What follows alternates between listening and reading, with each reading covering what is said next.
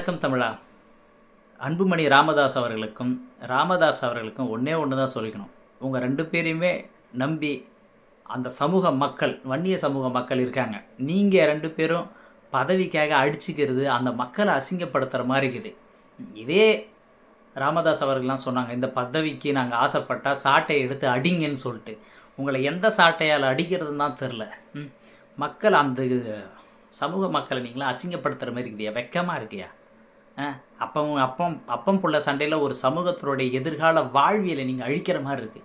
திருந்தங்க. இந்த பதவியெலாம் இருக்கட்டும், மக்களுக்கு நல்லது பண்ணும். அதனால் யாராவது ஒருத்தவங்க உங்கள் சண்டை போட்டாலும் அதை வெளியில் மீடியாவுக்கு தெரியாமல் பார்த்துக்குங்க.